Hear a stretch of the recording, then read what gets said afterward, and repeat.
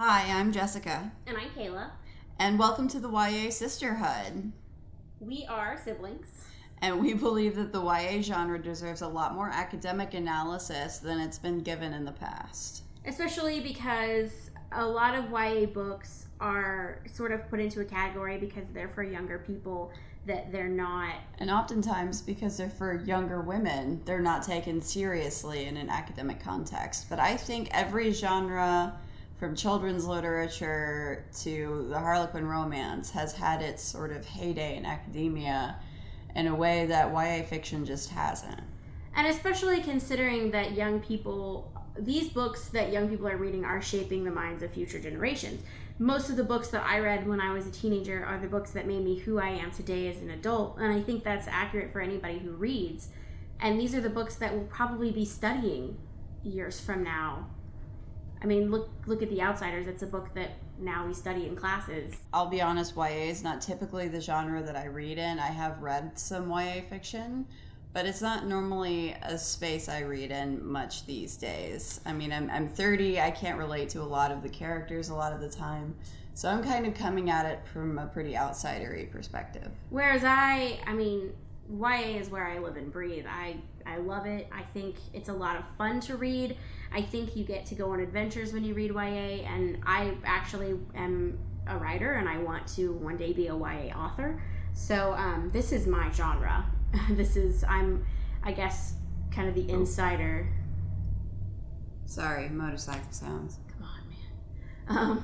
I guess you could say I'm more of the insider of this particular podcast analysis team. Right, so as you heard in our intro, we'll be discussing Charlie Bone. What you'll hear first is our sort of pre-book reading discussion about sort of what we remember from the books as kids and what we know about them as sort of general public members. And this now is your spoiler warning. Because we're going to be analyzing these books in depth and really talking about their literary merit and what makes them important, we'll be spoiling large chunks of books that some of them might be newer, some of them might be ones that are on your list. If you don't want something spoiled for you, please don't listen to this podcast. It's not for you. Or at least wait till after you've read the book. Or do that. Without much further ado, let's get started. Yeah. Charlie doesn't want to believe it when he discovers that he can hear the thoughts of people in photographs. But his horrible aunts are delighted. It means that he is one of the chosen and must attend the Bloors Academy for Gifted Children. Once there, Charlie realizes that some of his classmates have equally mysterious powers, and soon, Charlie is involved in uncovering the mysterious past of one of them. Midnight for Charlie Bone by Jenny Nemo. So we have to be completely candid with you in that Jessicca has already reread the book. I read the book today. She got very excited, and she read the book before we could tell you what we remember about the book. I'm still not entirely sure what happened in the book. I haven't read the book since 4 or 5 years ago. Yeah, it's probably been a decade since last time I read it. Since I was in early high school. But something that Jessicca said about it that I very much vividly remember is that it's kind of off-brand Harry Potter. I hate to say that, but it's honestly, it's off-brand Harry Potter. I will say in the book's defense, there are some differences. I remember some differences. But here's what I remember about the book. So Charlie Bone is this kid. I can't remember if he has a scar or not. No. But I remember that he has messy, crazy hair. Yes. Much like... He has Harry Potter Much hair. like another hero of a story. Who shall not be named. Hero. So I remember that his aunts are mean, and didn't they push him off of a balcony to get him to try and activate his powers? Or is that Neville? I can't remember. I think that's Neville. All I know is they did terrible things to him to try and get him to have powers, because in this world some people have powers, but only some people. It's not like a wizarding world. It's like a small wizarding group. I'm trying not to give anything away because I cheated. So eventually we find out that he can jump into photographs. No. He can hear their voices. Yes. Okay. So he can hear the voices of people in photographs, and his dad is missing. for a long, long time, and he plays the piano. Yes. And he's definitely not Charlie's teacher at school. No, certainly not. So I remember that Charlie can hear voices, so he goes to the fancy school, the Bluers Academy. In which he meets a eclectic bunch of other magical-ish people. Mm-hmm. And I remember a very specific, like, grouping from this. I remember that a kid controls his ancestors, kind of. Well, he doesn't control them, but that's, like, his power. Yeah. He can, like, call on them. Mm-hmm. And I was very shocked, both you and I were shocked to remember that I remember his name was, like, Xander. Mm-hmm. As well as a friend who shoots lightning. Yes. Who's Tanker. Tanker, that's right. And then later he has a friend who peels apples. I mean, that's like, she can peel a perfect apple, and that's like part of her power. But I think that's book 2, so I'm getting ahead of myself. But this is what I remember. He goes to school, shenanigans happen. I don't remember the rest of the plot. I just remember his dad is missing. He goes to the fancy school. His aunts are secretive. The school is secretive. He makes friends. He's kind of an idiot. So I didn't even remember that much. I didn't remember anything about the cats. Or, Cats? Yeah, there's cats. Or the Red King. Like, this story is so wild. Like, it's like, I stopped taking notes after a certain point because mostly my notes were just me on a sticky note writing, not Harry is still being an idiot.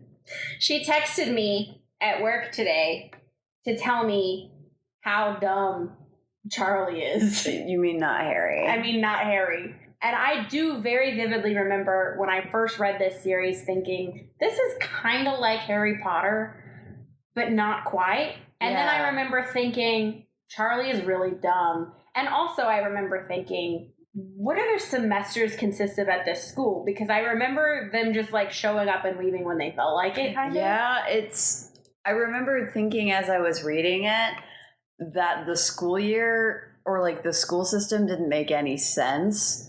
Like when they, like, not just in like a British school system way, like I feel like Americans have a very good idea of the British school system at this point because we consume so much British media. It doesn't make any sense. Doesn't he live at home during the school year and just go in the evening? No. I remember that It's wrong. like a boarding school, so he's there during the week. And then he goes home on the weekends. Yes. Okay, I think I remember being really weirded out by that. Because not that he stayed at the school, but that he left a boarding school on the weekends. Like you got on leave. You're either there or you're not. Board or don't. Like, isn't it like walking distance from his house? I think so, yeah, because his mom walks him home in one scene. Oh, his mom's around? Yeah, he's got a mom. He was raised by his aunts. No, he's got like a hairy working class like Madonna mother who's perfect. Madonna mother. She is. Okay. She's definitely a Madonna. This, like, I think instead of giving my remembrances on the book, instead I might give a couple of initial impressions like before you read it, just to kind of see if any of those ring true to you.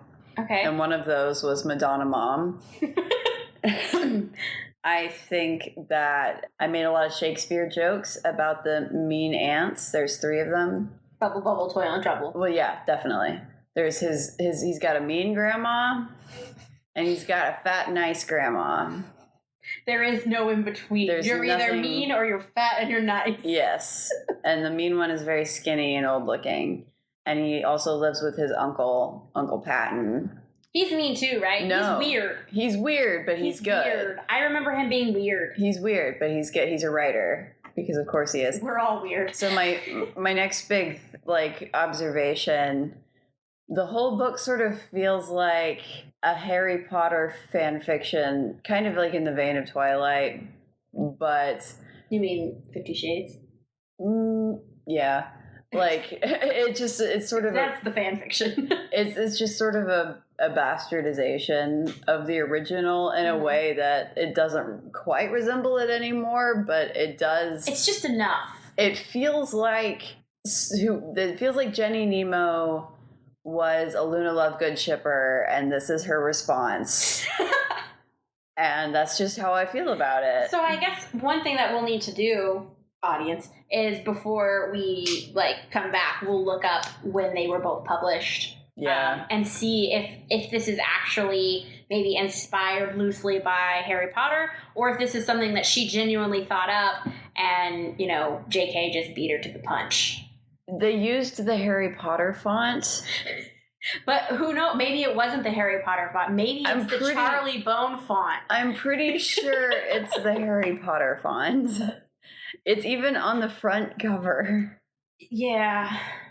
I feel pretty confident, if I were a betting woman, I would say that this book came out after... It definitely came out after Harry Potter. Well, it had to have, because the first Harry Potter book came out when I was in 3rd grade. Mm-hmm. And this didn't come out until I was in middle school, I think. Yeah. Which, for those of you wondering, date? I think I graduated in 2010. The publishing date, First Scholastic Edition, March 2003. Oh, yeah, that's way after Harry Potter. First published in 2002. That's still after Potter. Yeah. Potter came out in 97, right? So I wonder I think so. Wow. So I wonder how much of this is loosely she was a big Potter fan, or if this was it just happened to be... I stand by my statement that she's a Luna Lovegood shipper who wrote a dissatisfied fan fiction and converted it into an original novel. Okay. But it really keeps that sort of mystery element that's so central to what makes Harry Potter work. Mm-hmm. But it's a weird book. I remember very vividly being frustrated that some of the things were super easy to figure out. Mm-hmm. Super easy. But then some of it, the overall plot, I was like, where is it going? Mm-hmm. That was the biggest mystery to me when I first read this series. And why I read more than one book, because I was like, but what's the plan? What's happening? What is the plan, Nemo? What are you doing? There's some sort of vague platitudes in the book about war and good people staying and doing good things when bad people are around. But it's sort of lightly touched on in the book as a theme. My working critical theme of the book is that if you have powers, you should use them for good. Yeah, I feel like the central thesis is definitely, if you have powers, it might make people treat you different, but you should still help people. Do what's right. Yeah, it's pretty blah. I'd like to say that Jessicca has left me some sticky notes throughout the book, which I haven't read yet, like I said, or reread. I read it when I was younger. And I'm flipping through it, and I just flipped to a random page in which her sticky notes say, Harry is an idiot, and bubble, bubble, toil, and trouble, with a sticky note under it. It's a surprise sticky note. That says, weird sisters sigh. So I find their hatred of the the ants and stressful. I think it's funny that we've summed up the book. I haven't even reread it, and I think I think people pretty much are walking away with what it's about. So we're gonna take 5, and actually we're gonna take a lot longer than 5. But we're gonna take instantly for you. It's gonna be instant for you. We'll be right back once we've read the book. All right, so we are back from reading the book. Speed readers. So Kayla's going to go ahead and give us the actual plot of the book, and then we're going to talk about it. So the brief plot of this book, we weren't completely wrong in our recollections.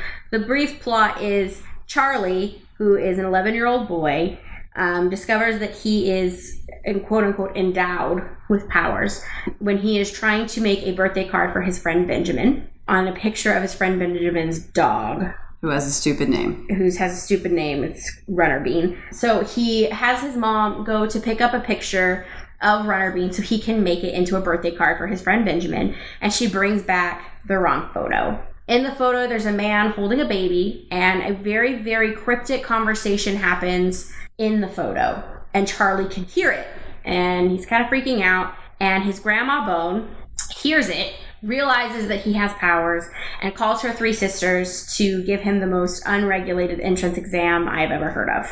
This is when they 3 shall meet again. So his 3 aunts show up, And they trick him into he does not want to go to this school, Blue Earth Academy. He does not want to go, and he decides he's going to bomb the test. He's going to prove to them he doesn't really have powers. He thinks it was in his head. So they give him a bunch of photos of like people playing instruments and doing really loud activities, and they trick him into looking at the photos so that the sound from the photos overwhelms him, and it makes it very obvious that he has powers. No officials from the school are here to see this. They 100% could have lied, but doesn't matter. He's going to the school in the middle of the semester, quote unquote. So he finds out he's going to this school, and he's upset about it. And the strange man, Mr. Onimus, comes with 3 cats. And they kill a bunch of Aries, Sagittarius, and Leo, because this book is subtle. It's as subtle as being hit by a truck. So he shows up with these 3 cats, and he's talking to Charlie, and he hints that Charlie should go find the owner of the photo, which is not hard for Charlie because they have the information of who the photo belongs to. Julia Ingledew, who owns a bookshop. And he shows up, and Julia, who sees an 11-year-old boy who's clearly just returning a photo, decides to emotionally unload on this child. Yeah, that sounds right.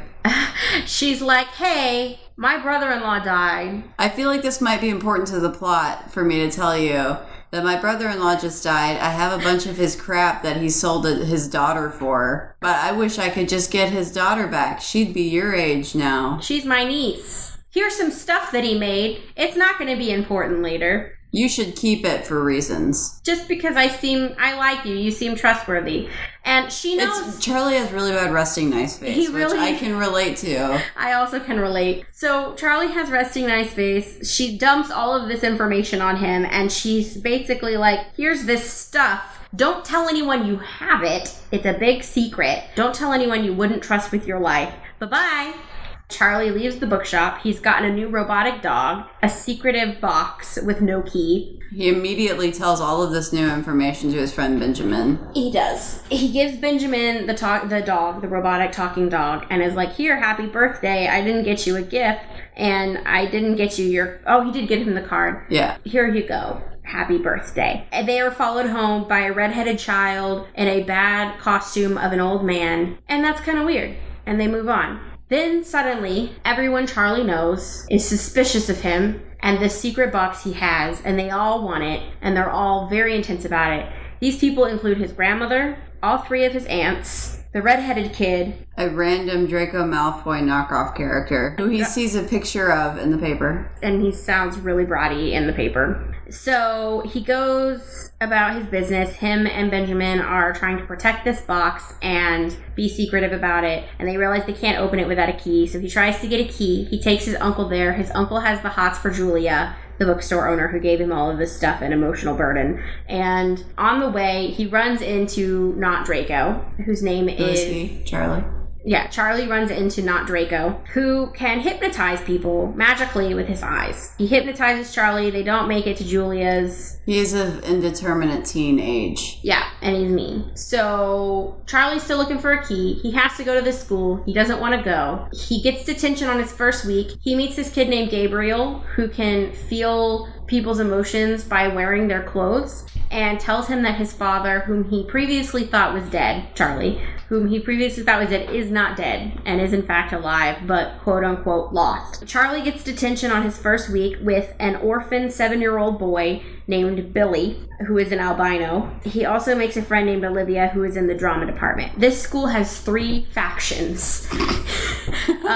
The blue faction, the purple faction, and the green faction. The blue faction is the music department, the green faction is the art department, and the purple faction is the drama department. You cannot be good at any other kind of art, and there is no crossover. No, it's not okay. So Olivia's in the drama department, and they're kind of friends, and she also gets detention. Detention at the school means that you stay for an extra day of Saturday school. She and Billy, the albino child, all decide to go and explore abandoned parts of the school, essentially, because this school has 0 regulation. And is also somehow, if anybody ever listens to this from the UK, chime in, but for some reason this school is both set in like somewhere near London or somewhere fancy near a city, but also set with enough land behind it that it can have a castle in ruins for children to explore and get lost in and for shenanigans to happen in. Yeah. This seems unlikely to me for reasons. Yeah. So they explore the school. They almost get caught because Olivia is wearing some heels and she falls down the stairs, and they hide in a cupboard. And Olivia's 11. Yeah, Olivia's also 11. She's probably being set up as Charlie's love interest. So they hide in a cupboard because not Draco and his dad, who is the principal of the school, are deciding to info dump all of the exposition that Charlie needs to know to solve the plot. They're info dumping a lot of information. He's finding out that there's a girl who's hypnotized, and they think they know who it is. Her name is Amelia. And it's a very similar name to Emma, the child who was taken. They think that Amelia is Emma and that she has been hypnotized, as well as someone else at the school who is being hypnotized. They're not sure who. They realize that it's probably Amelia. They decide to wake her up. More shenanigans happen. Eventually, they do get the box open, and it is a way to wake Amelia up. They wake her up. She decides to go live with her aunt again. Her adoptive parents, who don't really like her but are getting paid to watch her, want her back. So they're saying that there's no proof that she is Emma Tolley.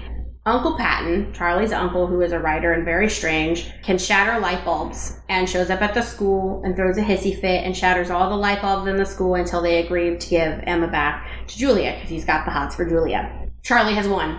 And then we have a ruin game that has been hinted at twice within the book. Essentially, the goal of the ruin game is to go into the center of these abandoned ruins behind the school with no adult supervision in the middle of the night. Everyone is required to participate in this, by the way, according to the book. And children have died playing this game. Legitimately, children died playing. And each department has to do this at a separate time. So each night, a different group does it. The first night is the art students, the second night is the drama students, and lastly, but not leastly, the music students. Charlie and his friend, who is also his music tutor, decide to go into the ruins together, and they're looking for the item to find and bring back when they get separated. And Charlie gets attacked by a werewolf, who we later find out is the redheaded kid who was hiding like an old man. He gets attacked by a werewolf. Some other students come to his rescue. None of the teachers try to save him. Everybody throws a big party. They go home. Charlie's fine, by the way. They have a secondary party, and they all decide they're going back to school the next year. Yeah, that about covers the basic plot. There's, even just a basic plot overview of this book is just banana sounding. Yeah, the book is wild. There are a lot of subplots that I've left out in favor of giving you the main information that we will probably bring up in this, and we'll give you, brief backstories. As much context as we can in the time constraints, because this book, honestly, was a wild read. It's very short, and it was an easy read, but so much happens. It's so tonally dissonant throughout the book. The tonal dissonance is jarring, and just the breakneck pace of the plot and the way that information's dumped on you as you read it. It's just jarring is the best adjective I can think of to describe the book. It's a very jarring book to read. It reminds me of reading fan fiction in a lot of ways. I definitely think that there are some specific styles of fan fiction that are popular, but I don't want to use fan fiction. No, I don't want to but fan fiction in the sense that some fan fiction caters to less of a narrative style or less of a character-driven narrative, and more of a point-to-point episodic narrative. Yeah. And we talked about E.L. James before and 50 Shades, and how that is in fact more episodic in nature. And that's not really a style of literature I can follow really easily. I will say I like the straightforwardness of it to an extent. There's parts of it I like. It's very honest to its readership, whatever audience it's supposed to be catering to, and that's a thing I think we should put a pin in and discuss at some point. But whoever the hell the audience is for this book, I think gets a very honest presentation of the story. Almost too much at a time. Yeah. Yeah, I agree. I think there's an earnestness about it that's really authentic. Yeah, an earnestness. I think that's a really great word for it.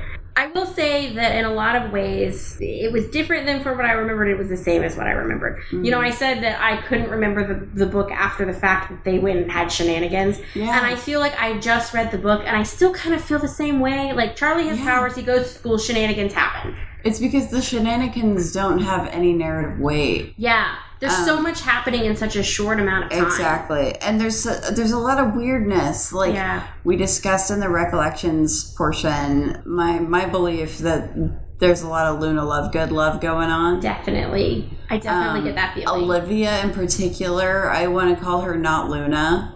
In the same way we call Manfred the bad guy character, not Malfoy. I agree. I think she's definitely a lot more direct and intense than Luna. She's also got a different kind of emotional intelligence than Luna. She does. But she has that same sort of like woo. Mystical, not like the other girls, sort of. She's very woo.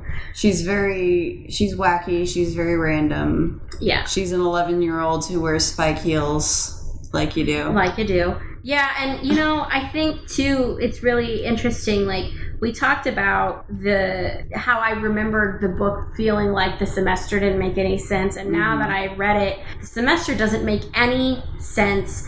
None. The book he starts quote unquote in the middle of the semester, but the book, from my recent reading of it, essentially takes place over a 3-week period of time, and then the semester is over. Not only does this seem like a very short amount of time, considering he started in the middle of the semester, it feels like a very short amount of time with all of the plot that happens. Yeah. It's like just an enormous amount of stuff happens in a very short period of time. And I do think, honestly, there's some room in the way it's written. It's got that sort of loose style I associate with very young authors, where time is not something that gets acknowledged a lot in the narrative. I agree with that. Jenny has, I've looked into her a little bit, and she actually is kind of specialized in children's literature. This is definitely young adult, but she specializes in children's books. I think that's where that earnestness comes from, for sure, and that sort of straightforwardness in the narrative style. But I think that's also where that tonal dissonance comes from, because this was clearly written to cape off of the success of Harry Potter in a lot of ways, and it's obvious that she's trying to age up her narrative style, and it just doesn't. I just don't think it lands extremely well. I agree. I said I thought that maybe it was one of her first books.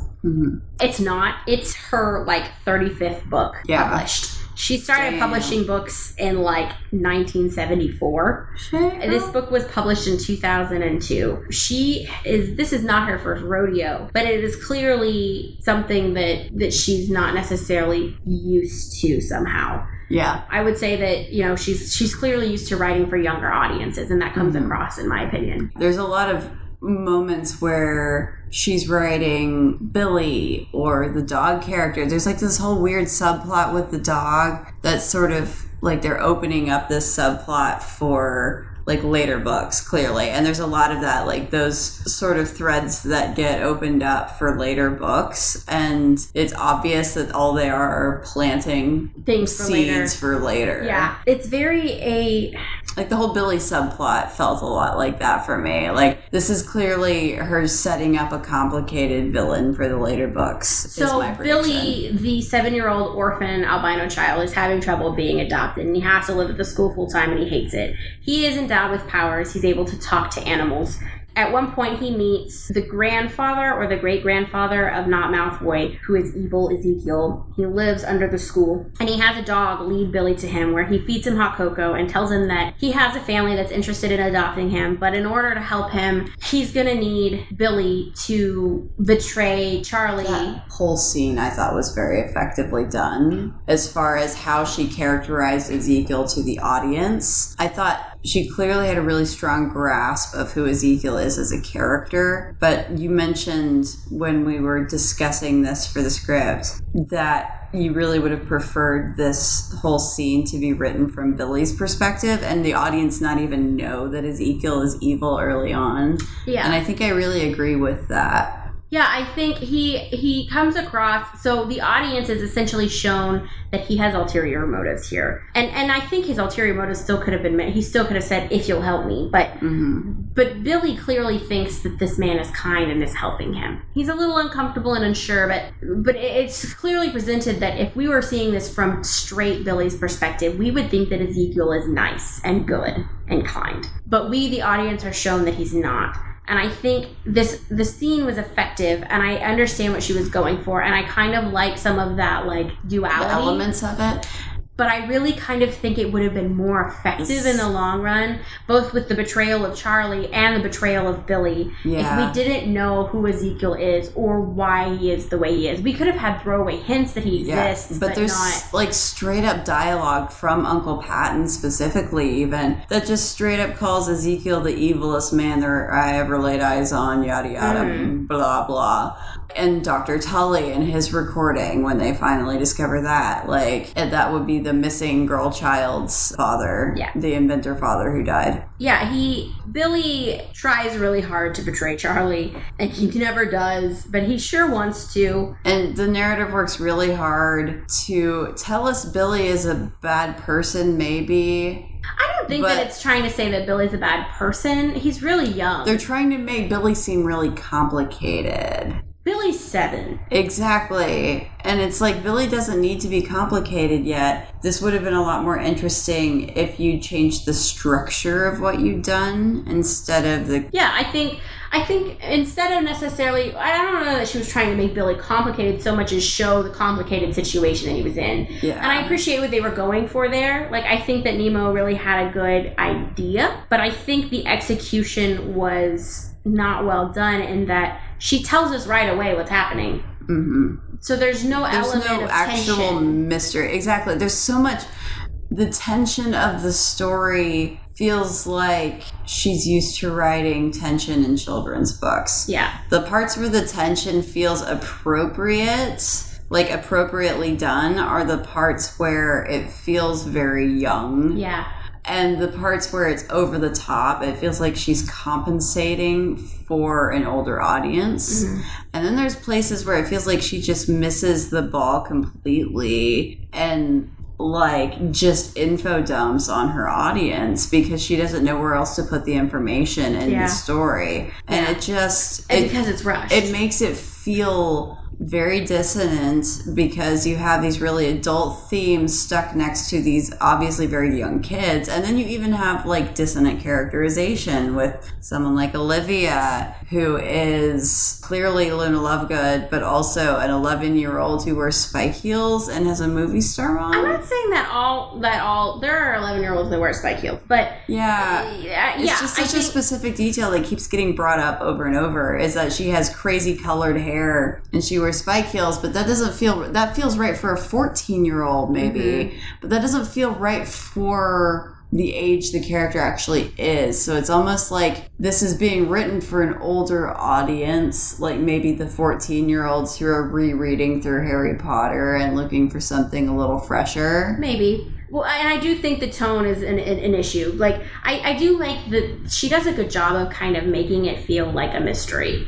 It feels like a mystery. But it isn't. Yeah. That's what gets me. Is like, Harry Potter is a mystery story. That's what makes every Harry Potter book good, is you're solving a mystery. Right, and I think that's what I'm saying as far as inconsistencies in tone is that, you know, it has the feeling, I feel like I'm reading a mystery, but I don't really feel like... But the meat of the mystery isn't there. Like, there's nothing for me to solve for, because even though Charlie hasn't figured out the answers to all these mysteries, this trap has been laid so clumsily that even a kid, I think, would have a pretty easy time figuring that out. I remember figuring it out when I was younger and being like, this is obvious. This is obvious. It's obvious, like... My predictions, I know this is a little early, but my predictions for the rest of the series is that Mr. Onimus is obviously the Red King. Yeah, I think so. His cats with the dumb, like, Greek mythology nerd names are his magical leopards. Mm-hmm. It's weird to me that it seems like in the story, the Red King is described as African descent. Mm-hmm. And I know that there are some white people in Africa, but... You're from Africa.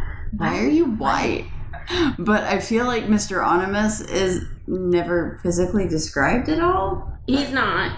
Well, he's a bigger guy, I think, but that's really most of what we get. But we get some, like, descriptions of some children of the Red King. So all the children who endowed are probably children of the Red King, who is the first wizard of England who came over from Africa and had 6 corrupt children or 5 corrupt children. The other half of his children were great, and they spread throughout the world. And that's where magic comes from. And I sort of feel like one of the children of the Red King has the power to raise ancestors and it's the only black character that's explicitly black, and all of the ancestors are explicitly African in their iconography. It was one of those things that really stood out to me, that was something that was relevant to the plot. And it's just weird proto-racism alert, I guess. Like, just something to keep an eye out in the future as we read through the story. I suspect that Olivia will get sexualized extremely quickly because we're not actually reading an 11-year-old character. She's just being described as an 11-year-old character. We're reading like a 14-year-old character. Like, all these characters read like older kids unless the plot serves for them to be younger. Well, yeah, and there again, more tonal dissonance in that, like, Asa,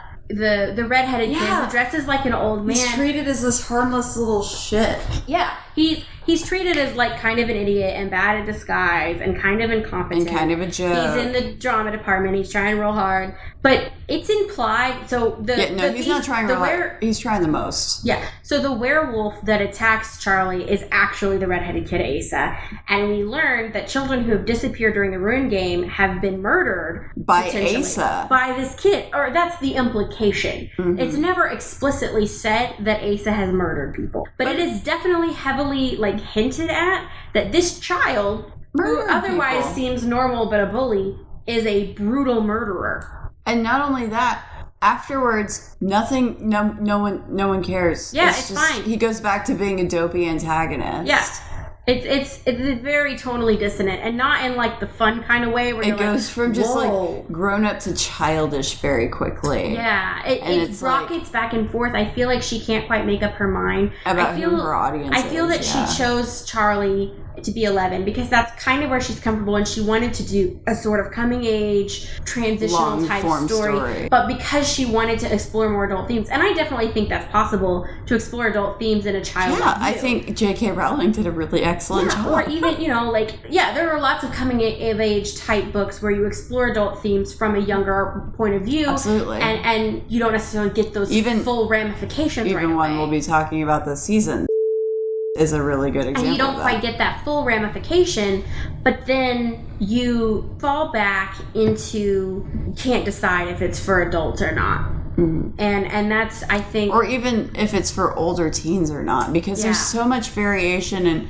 when you're talking about YA fiction, it's just like when you're talking about children's fiction, your audience and the way you have to approach the fiction changes so much based on just within a year or two's age group. You change so much as a person between the age of 11 and 14. Mm-hmm. And you change a lot between the age of 14 and 15 and 15 and 16. And there's a lot of steps in between there. And it's really difficult to toe the line between I'm writing for a changing audience, which I think can be done really well and has been done really well, and saying I want to explore these adult themes and I'm unwilling to be patient enough to take the time to properly plant the information now so that it comes about organically later. It's very forced. I think her strong point is not in letting the characters breathe.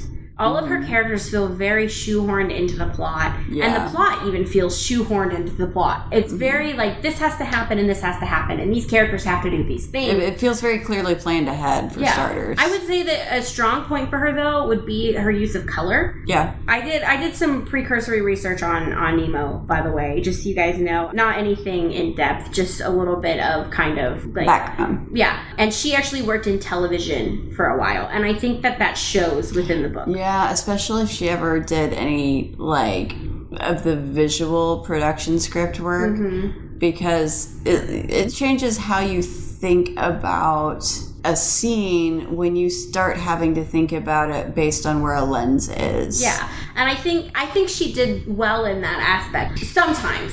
She certainly has a very cinematic style, and I appreciate that. Yeah, that's what I mean. And I think she may have color-coded a little over the top, but I definitely think she thinks about color when she's writing, which, a lot of books don't really think about the colors of things in the way in the way that we actually do think about things constantly. Like I certainly think about color a lot more in my daily life than I probably realize. I mean, obviously I like an art degree, but I think even the average person probably spends quite a bit of time thinking about color, and making sure you have that as part of your descriptions and as part of your overall like narrative arc is probably important. But in that, she does a poor job of, again, letting her characters breathe and giving them the time She's to about grow. as subtle as a sledgehammer. She is a sledgehammer. And I say that in so many ways of, like, not only just not giving her characters time to develop and naturally and organically and come to terms with these dark themes in a way that feels normal, but in the way that she tells her audience how to feel consistently. She has told us that, Ezekiel is evil. She has told us that Maisie is the good, kind, sweet Even grandma. though Maisie's actions, I want to talk about Maisie. Yeah, Maisie is kind of a bitch. Yeah. Maisie is written to the audience, like, we are told that we're supposed to love Maisie, that she makes sure that Charlie is fed and not much abused by Grandma Bone, and that he gets to live a normal child life, and that that's a good thing. But she's really catty and mean in that, like, even when Charlie is about to go to the Blurs and he's doing all of his getting in and all of that, and Grandma Maisie's very against him going to Blurs, more than he is. They say, well, it's a school for geniuses. And she's like, don't worry, Charlie.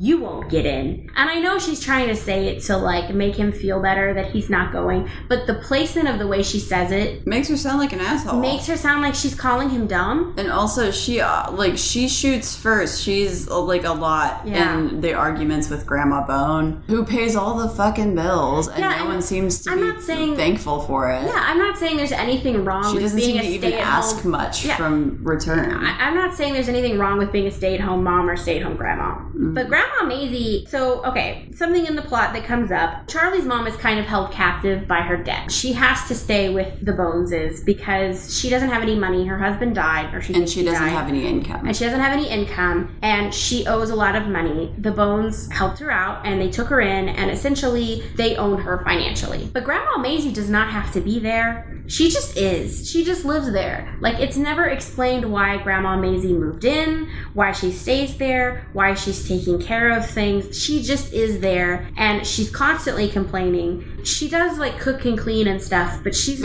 also kind of an asshole. Yeah. Like, she's kind of got a dickhead personality, and no one ever addresses that. She just is treated, like, she says mean things to the people around her. Constantly. And then is treated like the sweet, kind, good grandma. Whereas I think Grandma Bone could have a lot of narrative depth, nuance. Yeah, I think she could be a really interesting character in a way that so far Maisie is very one-dimensional and not. Well, but that's the thing is, like, Grandma Bone strikes me as the type that could have a nuanced character, but we are told explicitly that she doesn't, that she's just mean and bad and we shouldn't like her. And that's how we're told about the aunts as well. We are told the aunts are bad and mean and all of these, we talked about in our recollections, I remember that they did all these horrible things to Charlie, and I remembered that wrong because of the tone of the book. I went back and looked. Here is what they did to Charlie. Literally how this happens in the book.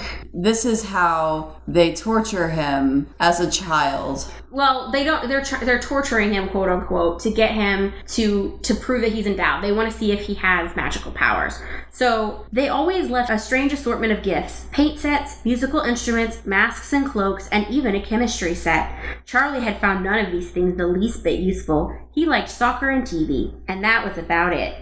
Sounds like an ungrateful, boring kid. Like, don't get me wrong. I get that he's not interested in those things, but it's hardly abusive. They bought him musical instruments and arts.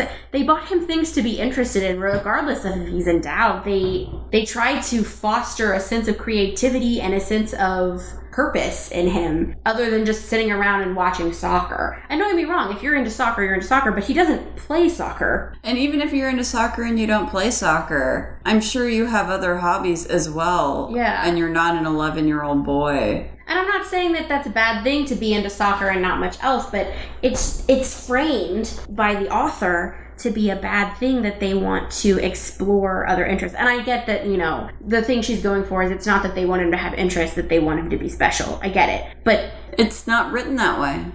They haven't done anything wrong by buying him these things and seeing if he's interested in them. But somehow the narrative frames it as though this is a bad thing. And they're constantly framed as though they're doing bad, even though they're not. Like, they're objectively not doing these bad things. I will say, I can't remember if it was Aunt Lucretia or Aunt Venetia or whatever the hell their names are.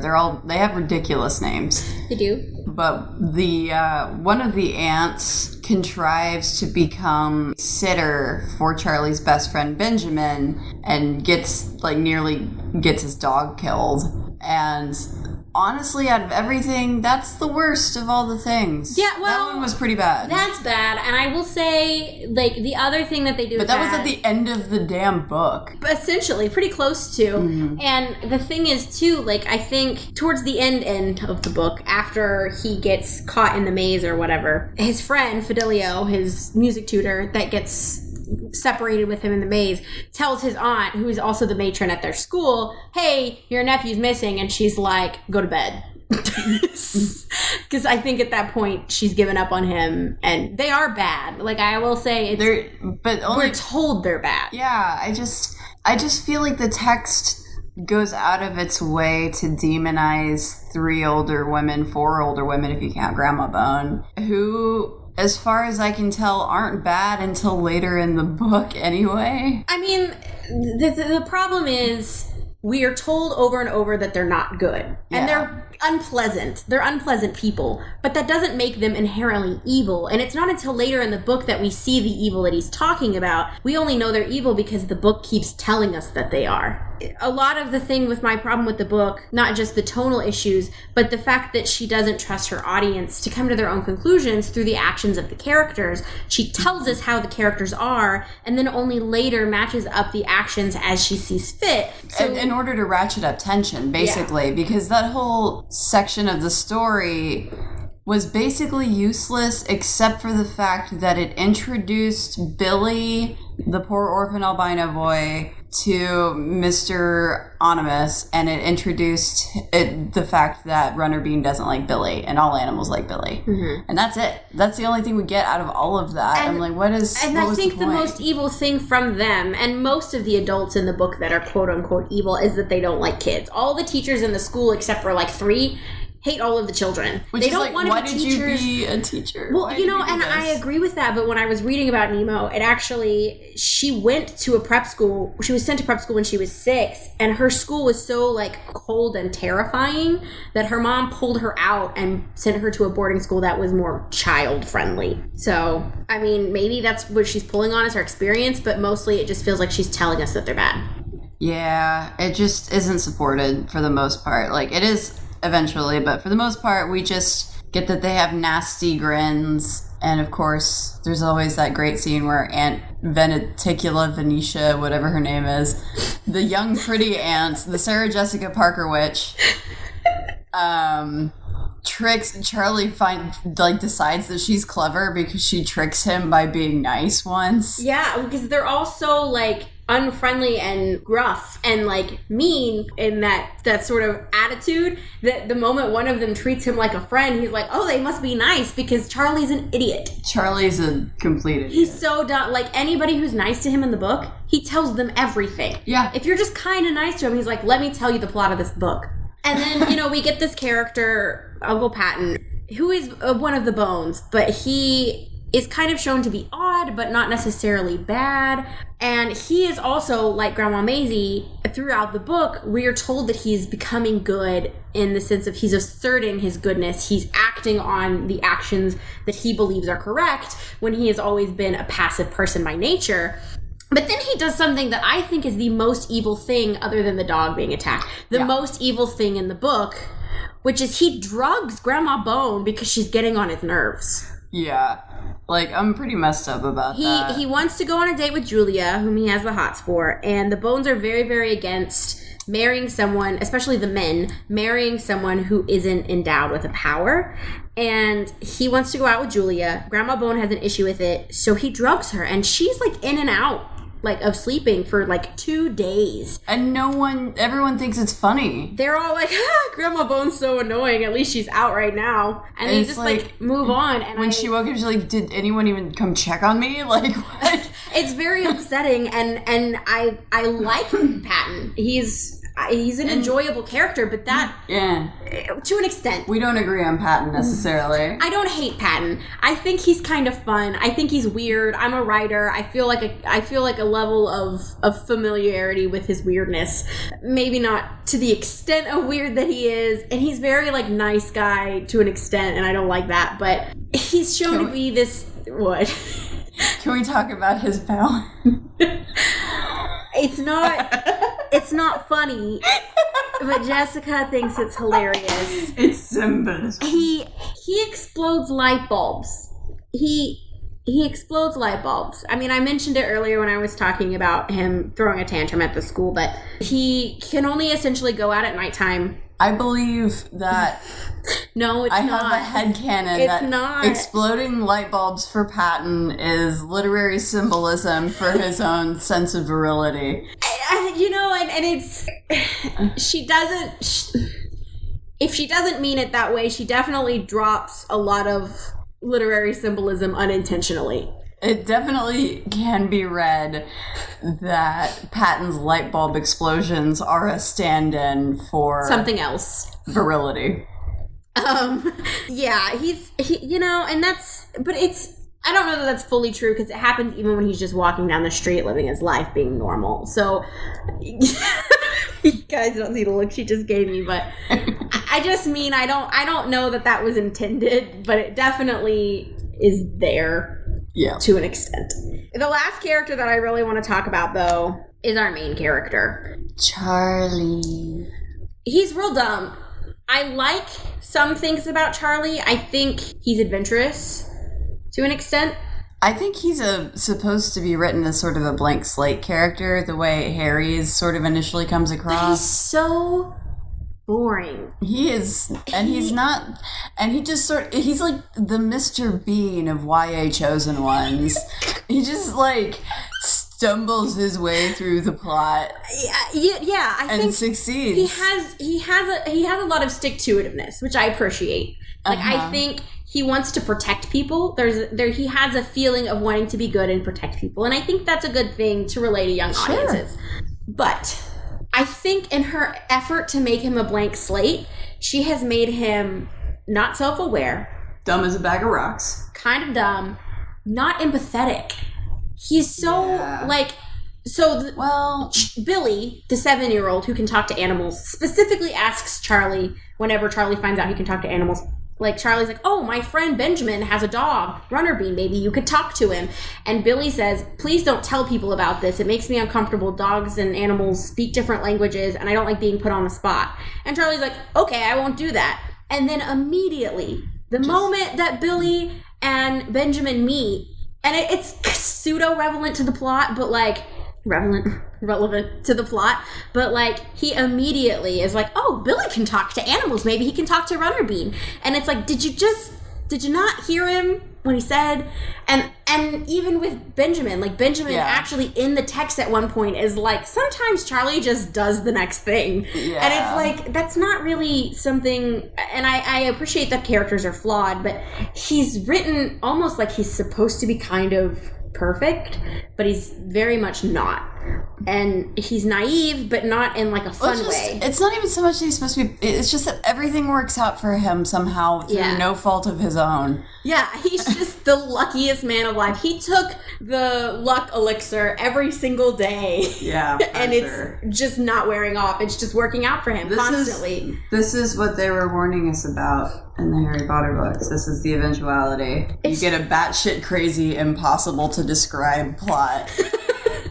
About a really, really dumb kid and stumbling his way into doing the right thing. And I understand that he's supposed to be written to be young and for young audiences, so I want to give him some leeway. But I think it's a bit frustrating that there is not a lot of like gray area for Charlie Bone. Yeah, like everything is either right or wrong, good or bad. There's no nuance, it feels like. Like, the only time he ever empathizes with Grandma Bone, it seems like, is when she talks about missing his dad. Yeah.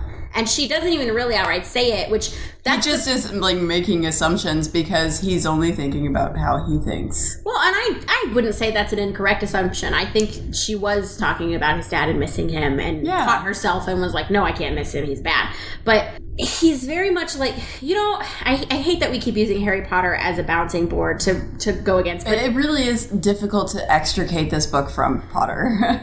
He has that same sort of like bullheadedness of trying to figure things out, and that same sort of like kind of obliviousness that Harry does without a lot of the charm that Harry has. Yeah. Like, I buy Harry as a celebrity jock kid who cracks jokes. We gotta talk about the dialogue real quick. Sorry. Oh, yeah. Let's tie that into that.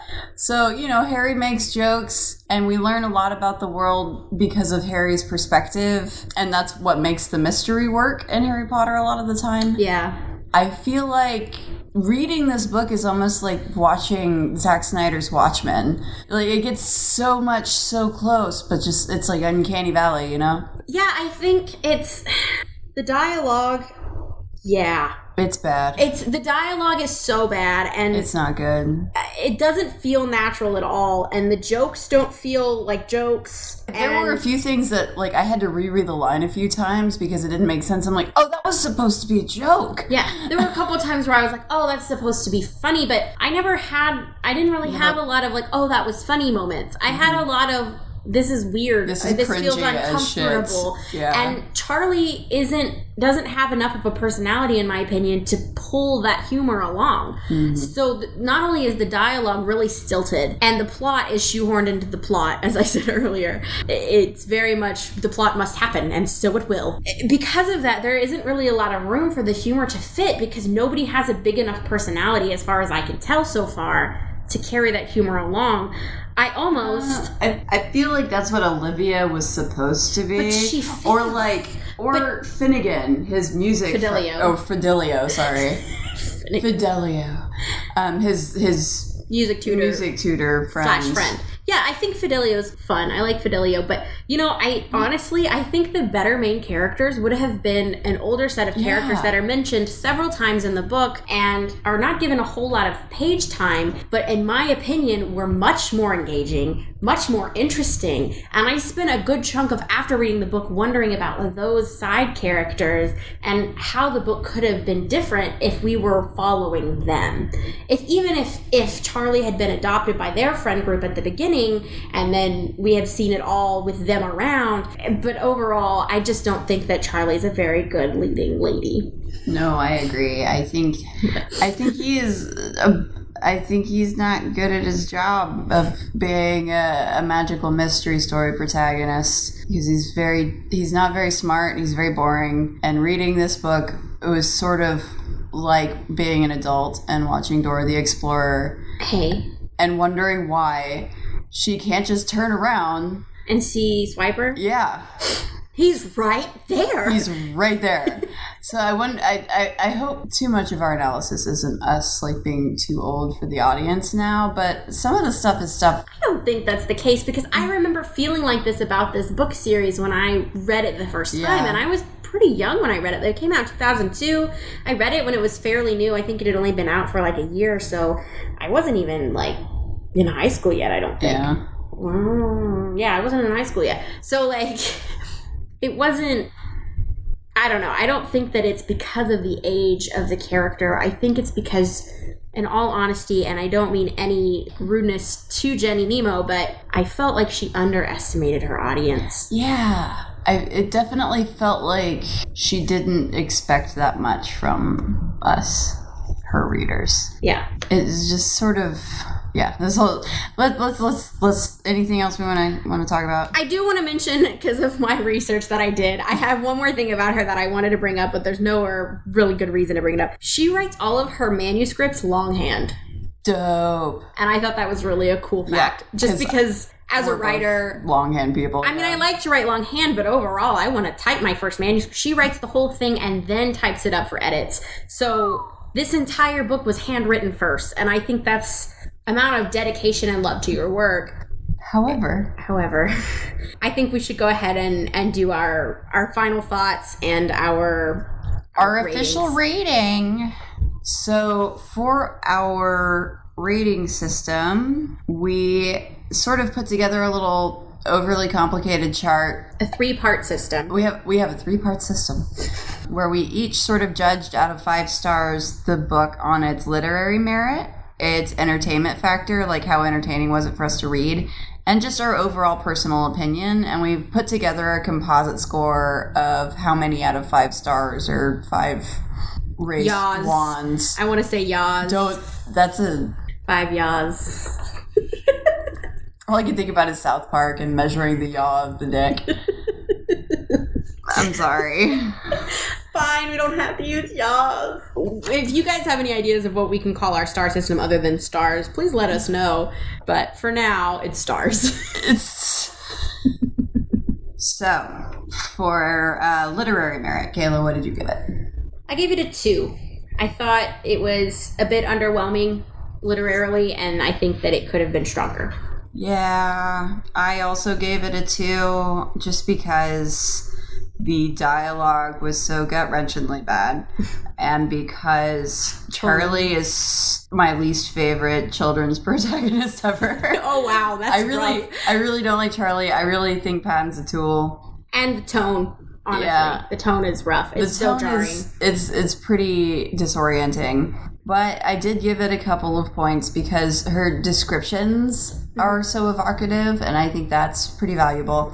And because her tone is, because her style is so earnest, I think there's a lot of value in being able to bring that to the table. I agree. Especially for a novel geared towards, ideally, 11-year-olds. Yeah, and I think, honestly, if this were written for children and had, slightly less dark themes and stuff, it would be perfect for its target audience in the way that she writes it. Exactly. So, just sometimes we put the emphasis on the wrong syllable as artists, and that happens.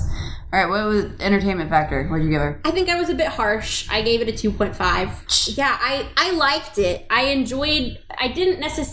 wasn't super entertained reading it. I had moments where I was entertained reading it because it was just like, what? It's wild. But I had the most fun talking about it after the fact and trying to explain it to some of my friends who haven't read it or discuss it with you. I deeply enjoyed that aspect, and so maybe I should have given it a few more points simply because I enjoyed the after effects. That is why I gave it a 3.5, because I have been having so much fun digging into the weird rabbit hole of the logic of this book, and it's made me excited to dig into the series. I sort of would equate it to going into the weird part of the internet and going down a wiki hole. It's I'm here now. This is where I live. I live talking about this weird ass book about not Harry Potter and how much I hate his creepy uncle. He's not that bad. He's terrible. So overall opinion. Personal opinion. My overall personal opinion, I gave it a 2. It wasn't my favorite. I do think I'll go back and read the rest of the series just because I'm interested to see where she's going with it. I gave it a 2.5 because the ride has been wild. It's been a crazy read, and it's been a lot of fun to talk about with people. Yeah. So I give it, a little love for that. And because, I remember reading it as a kid and having some fun with it. And yeah. I can see that. So. Well, before we give you our final composite score, let's explain what our scoring system is. So anything over a 3.5 for our composite score, we think it is worth a revisit as an adult, or even if you're a teenager listening to this, which, I don't know, it's worth a revisit. It's worth reading. We think it's interesting. Anything between a 2.5 and a 3.5 is kind of meh. Maybe read it if you're interested. But overall, it's kind of that in-between zone. Anything under a 2.5, and it's kind of just, don't worry about it. Yeah, you'd be better off reading a better book. Yeah. So our overall score for this is 2.42. We sort of rounded up to 2.5. It was 2.42, but I think I was a little harsh, and I do think it's meh more than bad. Absolutely. So it's our podcast, so we can do that. We can do whatever we want, and it's a 2.5. So it's meh. If you were even mildly interested in us trying to break down the plot, I think you should give it a read just because it's not bad. Yeah. And there's value in talking about this weirdness in the same way there's value in trying to explain Troll 2 to someone. Yeah. Did we talk about the tropes? We did not. So we also are kind of keeping track. We sort of sat down and discussed some of the most prevalent and egregious tropes. Like, yeah. And so we were sort of marking as we read and as we discussed it, some of the tropes that we caught within this book. We didn't do a very good job keeping track. We didn't. On this book. We'll do better next time. We will. I'm already doing better next time on the next book. But the next book has way more tropes. But this book, from what we gathered in our sort of precursory trope the most counting. egregious trope offenders from our personal list, which we will enumerate at a later date, are outfit descriptions. There are 4 of them at a minimum in this book, and that's not counting him talking about all of the capes and all of the theater kids' outfits. Those are just the ones we specifically noticed. Like, an outfit description is when the character describes either their own outfit to the audience or the character they're talking to's outfit in the audience in a way that humans never do when in their own heads. Yeah. So I definitely clocked 4 of those. We also had 3 dead parents or orphans. Mm-hmm. We had at least 2 lamp people, which are people who could be replaced by lamps in the plot. And nothing would change. At least 4 different MacGuffins in the plot, but it's kind of par for the course for this madness. Yeah. So overall, those are just the main egregious ones, but overall our trope count was 17. 17? Yeah. So, and that's just information we just want to keep track of. Yeah, it's just interesting to kind of see how often these things pop up. Yeah, and they're not inherently bad to follow these tropes. No. And I sometimes really like some of the tropes we've written down. But we kind of just want to keep a rough count on each book of what kind of things we see it leaning towards, just more out of a research perspective. Yeah, it sort of helps you analyze when you have an idea of what things to look for and how they can be used in a literary sense. Yeah. So, our overall meh. I think if you're kind of vaguely interested, you might consider reading the first book. Yeah. But we've got a storm rolling in, so we're going to go ahead and end the pod. I've been Jessicca. I'm Kayla. And this is the YA Sisterhood. We will see you guys next time. Thanks so much for listening. So one last thing before we go. We'll be spreading clues throughout the week for our next book on social media. And you can find us on Instagram at y.a.sisterhood, on Twitter at YA_sisterhood, and on Facebook, YA Sisterhood Podcast. Please like our page, and you'll get all kinds of updates and clues where you can try to figure out the next book. And if you are the first person to figure it out, we will probably give you a shout out on the next episode. So heads up, and we'll see you guys next Thursday.